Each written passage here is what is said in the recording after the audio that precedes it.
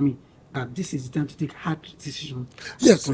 You see, what people do not understand is that when something is bad, and we have lived with it, and then you have a new government that says, look, we want to make a change. But taking decisions to make a change, it requires sacrifice. You know, Nigerians are so impatient, which I don't blame them. Having passed through this period, things are so bad. So they're looking at it that there must be a change immediately. But it doesn't occur that way. It's not a miracle thing, it's not a magical thing.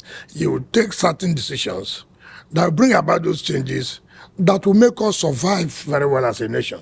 But see, what they want is say it now, do it now, which is not that possible. So these are the changes that say hard decisions will be taken. Let us be patient. At the end of the day, these decisions we have taken that make people to make sacrifice, is it worthwhile? And which I believe, yes, it will be worthwhile. It's not like what we are doing in FCT. So many things were bad.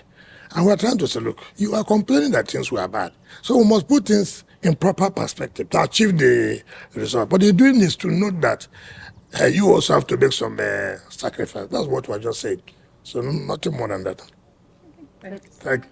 The Renewed Hope agenda has been very inclusive of women so far. Yes. Would your team also include more women? Of course. First of all, look at the secretariat. You have a woman in charge of health. And like I said, because we believe in inclusivity, there has not been director of women in FCT. But now we're saying, no, you don't do that. You cannot exclude them. So create a director that will take care of a women affairs. And that's why we have come to the First Lady. They want to partner with you in terms of what you're doing for women. So as I go back now, I'm going to make a memo to Mr. President to approve the director, the creation of director of women, so that we can have a director that takes care of the women and children. So that's what I've said. Thank you. Thank you very much.